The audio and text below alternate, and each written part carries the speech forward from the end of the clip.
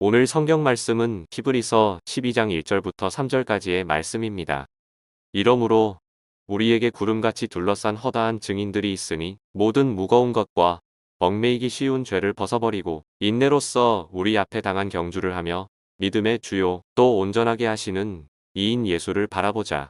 그는 그 앞에 있는 기쁨을 위하여 십자가를 참으사 부끄러움을 개의치 아니하시더니 하나님 보좌 우편에 앉으셨느니라. 너희가 피곤하여 낙심하지 않기 위하여 죄인들이 이같이 자기에게 거역한 일을 참으신 일을 생각하라. 우리 1월 한 달 동안 히브리서 12장을 함께 배우고 또 묵상하고 함께 은혜를 나누려고 합니다.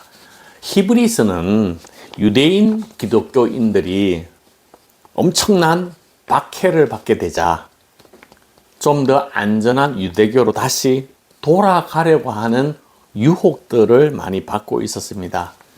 오늘날도 예수님을 믿다가 힘들기 때문에 그냥 세상으로 돌아가는 사람들이 있는 것처럼 당시에도 유대교로 돌아가려고 했습니다. 그래서 그렇게 돌아가려고 하는 사람들에게 예수님이 구약의 선지자보다 당신이 믿는 유대교보다 우월하고 천사보다 우월하고 모세보다 우월하고 여호수아보다도 우월하고 대제사장보다도 우월하다고 하는 사실을 증거하고 있는 서신이 히브리서입니다. 믿음은 뭐냐? 믿음이라고 하는 것은 참 영적이기 때문에 볼 수가 없어요. 그래서 우리가 그 믿음을 깨달을 수 있도록 세상의 것을 견주어서 비유해서 설명하는 것이 성경의 방식이기도 하고 예수님의 방식이기도 합니다. 예를 들면 믿음은 씨앗이 땅에 떨어져 썩어서 싹이 나고 30배, 60배, 100배의 열매를 맺는다고 하는 것과 같다는 것입니다. 또한 농부에 비유해서 자연의 법칙에 순응하고 수확 때까지 인내하며 기다리게 되면 열매를 얻게 된다. 일찍 조사하면 아무것도 얻을 수가 없다. 그렇게 이야기를 하고 있습니다. 또 어디에 비유할 수 있느냐 하면 오늘 본문에 있는 말씀과 같이 믿음은 경주, 달리기 경기하는 스포츠 경기에 비유하고 있는데 오늘 히브리서 12장 1절은 이렇게 이야기를 하고 있습니다. 이러므로 우리에게 구름같이 둘러싼 허다한 증인들이 있으니 모든 무거운 것과 얽매이기 쉬운 것을 벗어버리고 인내로서 우리 앞에 당한 경주를 하며 우리가 가야 할 그 믿음의 길이 달리기 시합 같은 경주와 같다고 이야기를 하고 있습니다. 경주를 하는데 그 선수들 주변에 허다한 증인들이 꽉 들어차서 우리를 바라다보고 기도하고 응원하고 있다고 하는 것이 오늘 성경에서 가르쳐주고 있는 메시지입니다. 믿음의 길과 스포츠 경기 사이에 유사점이 있다면 무엇일까요? 첫째는 유사점이 있는 것은 끝이 있다는 것입니다. 알베르토 까미의 철학적 에세이에 시지프 신화라고 하는 신화가 소개되는데 시지프가 신의 벌을 받아서 큰 돌을 굴려서 산 꼭대기로 막 힘써서 올라갑니다. 그 꼭대기에 올라가면 또 다시 돌이 굴러 떨어집니다. 그럼 또 다시 올라가는 거예요. 정상에 올라갔다가 내려왔다 올라갔다 내려갔다 이렇게 무한 반복, 의미 없는 무한 반복하는 이 일을 저주 중에 저주라고 이야기를 하고 있습니다. 오늘 우리의 믿음의 길은 시지프 신화에서 나오는 그런 무한 반복의 의미 있는 인생을 살아가는 그 길이 아니라 끝이 있다는 것입니다. 우리의 믿음의 길은 반드시 마지막이 있다는 것입니다. 예를 들면 마라톤을 한다면 지구를 계속해서 도는 것이 아니라 42.195를 달려서 마지막 종점에 가게 되면 경기가 끝난다고 하는 것입니다. 축구는 45분 정해진 시간을 경기를 뛰고 나면 종료 휘슬이 울리면 경기가 끝나는 것입니다. 믿음의 길은 끝없이 그냥 달려가야만 하는 목적 없는 것이 아니라 끝을 향해서 달려가는 것이고 우리의 믿음의 길 마지막 때에는 영광의 면류관이 예비되어져 있다고 하는 것, 끝이 있다고 하는 것, 아름다운 미래가 있다고 하는 것, 이것이 어쩌면 스포츠 경기와 우리의 믿음의 경주와 공통점이라고 말할 수가 있습니다. 또 다른 공통점은 경기를 하는데, 달리기를 하는데, 함께 달리기 시합을 하는데 결코 쉽지 않다는 것입니다. 여러분들은 몇 킬로를 쉬지 않고 뛰어보셨습니까? 저는 아주 옛날이지만 군대에서 가장 힘들었던 게 10킬로를 구보를 하는데 55분 안에 우리 모든 소대원들이 다 들어와야 하는 그런 어떤 체력 테스트가 있었는데 가장 힘들고 가장 어려웠던 것으로 기억하고 있습니다. 시간 안에 들어와야 하기 때문에 그렇습니다. 달리기를 하다 보면 다리가 아프기도 하고 목이 마르기도 하고 갈증이나 지치기도 하고 심장이 멎을 정도로 정말로 죽을 것 같은 그런 어떤 느낌이 들기도 합니다.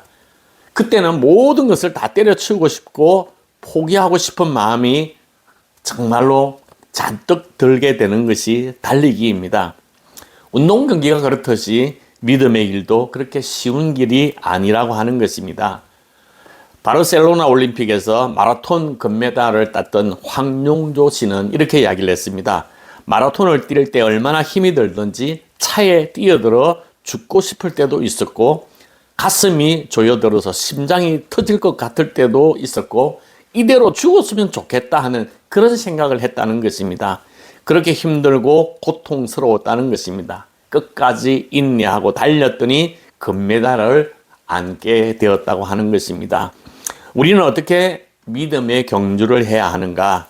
첫째, 우리가 꼭 기억할 것이 있다면 정말 힘들고 어려운 믿음의 경주지만 우리를 응원하고 우리를 기도하고 우리를 정말로 막 힘내라고 끊임없이 기도해주는 응원 부대가 있다고 하는 것입니다. 우리가 가는 이 믿음의 길은 이미 수많은 사람들이 걸어갔던 길이기도 합니다. 지금 이제 코로나가 아련하지만 여러분 코로나 때 백신 기억하십니까? 백신 맞아야 된다 하는데 온갖 가짜 뉴스들이 많이 들려서 이거 맞으면 전신이 마비가 된다, 이거 맞으면 불구가 된다, 임신을 하지 못한다, 여러 가지 이게 잘못되면 큰일 나지 않을까 하는 두려운 마음 때문에 처음에는 백신을 맞지 않았습니다. 근데 많은 사람들이 백신을 맞고 또 수십만 명의 사람들이 백신을 맞고 맞았더니 괜찮더라, 별것 아니네, 그럼 코로나 이게 걸리지도 않고 좋더라 하니까 너도 나도 맞자 그러면서 많은 사람들이 맞게 되었습니다. 믿음의 길에는 수많은 믿음의 증인들이 있다고 하는 그 말씀을 우리가 꼭 기억해 볼 필요가 있습니다. 그 증인들이 누구냐?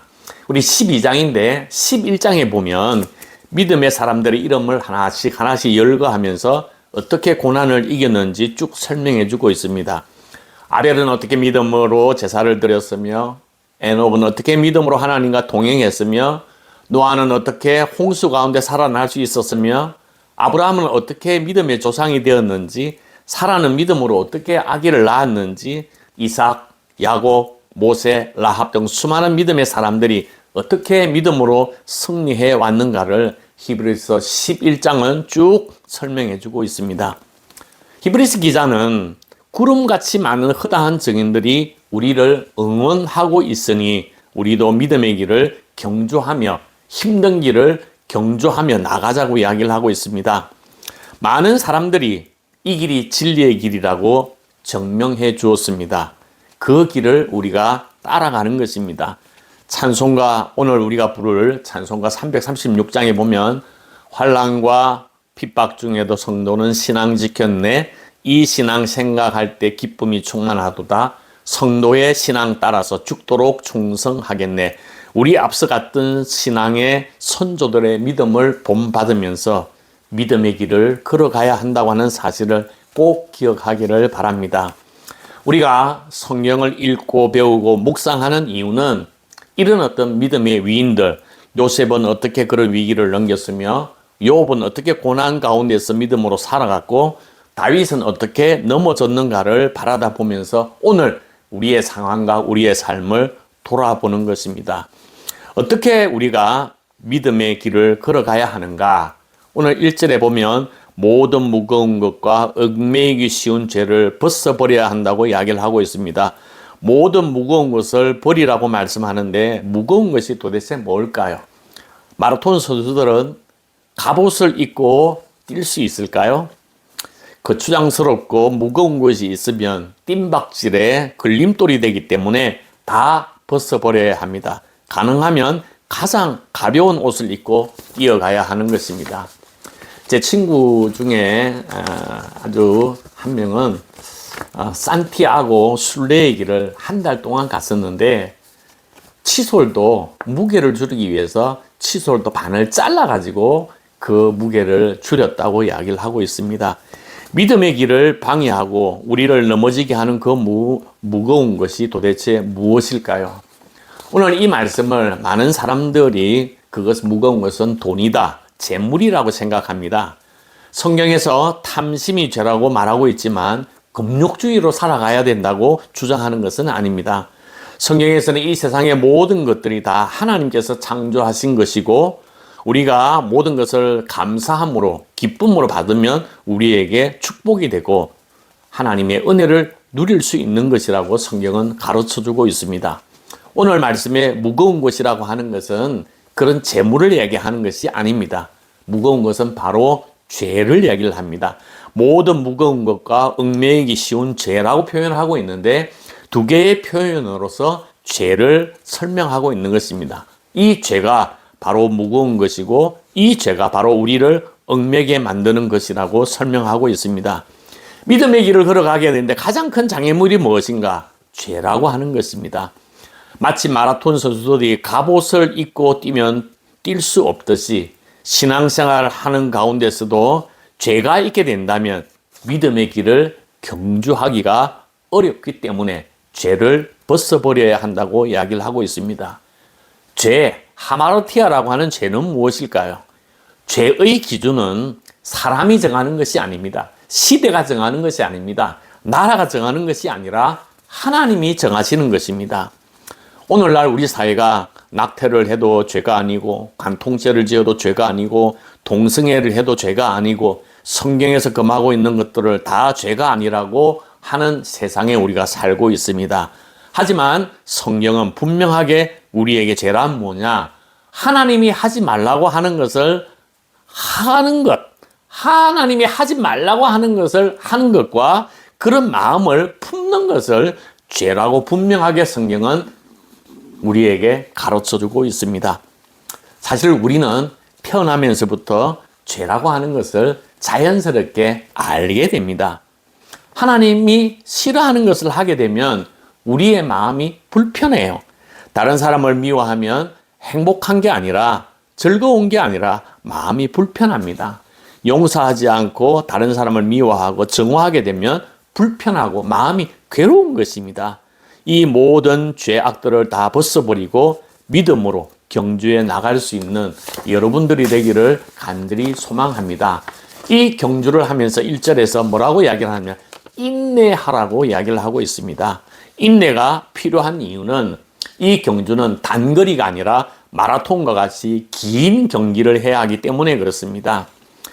히브리서를 받게 되는 수신자들, 읽는 수신자들은 당시 상황이 어떻느냐 하면 로마 황제를 섬기지 않으면 핍박을 당하거나 죽게 되었고 예수님을 믿는 것이 그들에게 고난의 징표가 되었고 수많은 사람들로부터 손가락질을 당하고 무시당하고 고통을 당해야만 했습니다.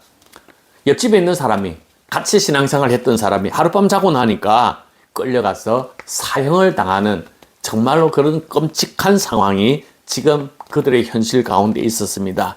그런 상황 속에서도 그 성도들을 향하여 인내로서 믿음의 경주를 하라고 말씀하고 있습니다. 서정주 시인의 국화 옆에서 보면 한 송이의 국화꽃을 피우기 위해서 봄부터 소쩍새가 많이 울고 천둥 번개가 쳐야 한 송이 국화꽃을 피울 만큼 우리의 모든 삶에는 인내와 기다림이 필요한 것입니다.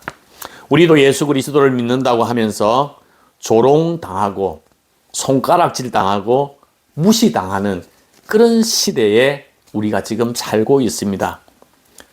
그런 상황 속에서 우리가 넘어질 것이 아니라 인내로서 믿음의 경주를 끝까지 해 나갈 수 있는 저와 여러분이 되기를 간절히 소망합니다.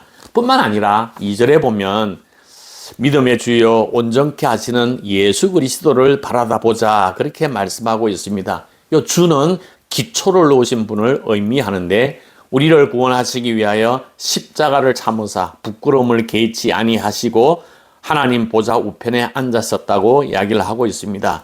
우리가 이 믿음의 경주를 해나가면서 제일 중요한 것이 뭐냐? 인내하면서 가야 할 믿음의 경주가 있는데 제일 중요한 게 뭐냐? 예수 그리스도를 바라다 보아야 한다는 것입니다. 우리가 경주를 할 때에 무엇을 보고 뛰어갑니까? 목표 지점을 보고 뛰어가는 것입니다.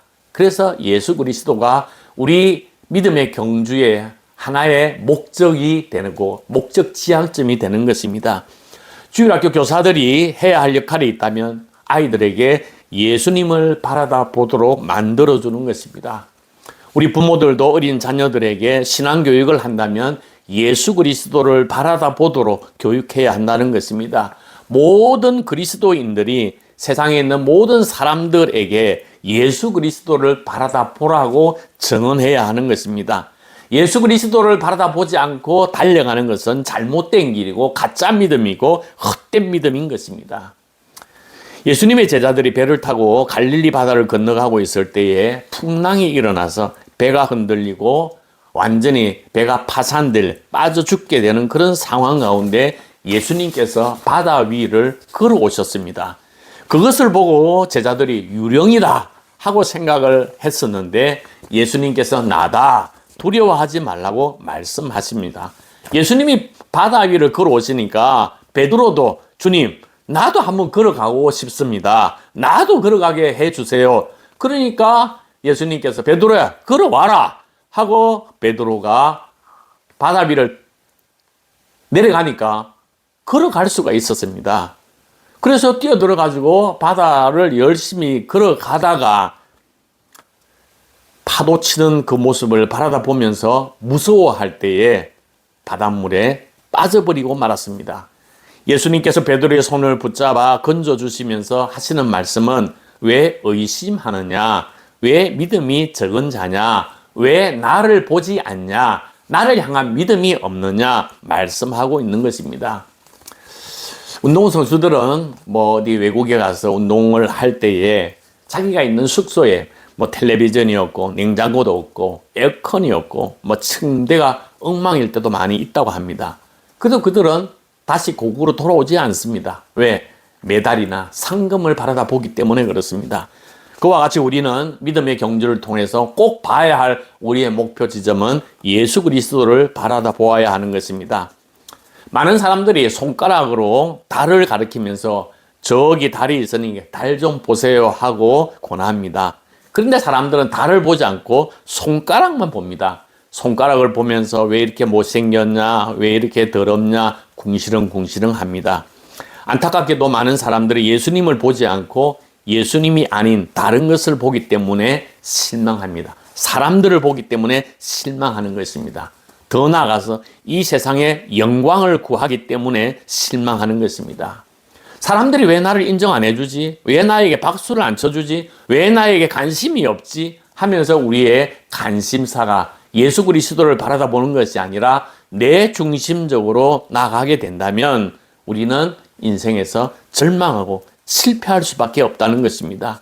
우리의 기도 제목이 있다면 올 한 해, 새해 2026년 우리가 반드시 기도 제목으로 삼아야 할 것이 있다면 주님만 바라다 보게 하옵소서 하고 기도하며 나가야 될 줄로 믿습니다. 믿음의 길은 경주와 같다 그랬습니다. 이 세상의 경주는 1등, 2등, 3등만 줘요. 믿음의 길은 누구를 이기고 무너뜨려야 받는 상이 아니라 누구든지 예수 그리스도를 바라다보고 끝까지 믿음의 길을 걸어가는 자에게 하나님의 은혜의 상이 기다리고 있다고 하는 사실, 영광의 면류관이 기다리고 있다고 하는 사실을 기억하면서 힘들고 어려운 믿음의 경주에서 끝까지 인내하고 주님을 바라다보며 믿음으로 승리해서 새해에 우리의 삶이 더욱더 풍성해지기를 주님의 이름으로 축복합니다. 아멘.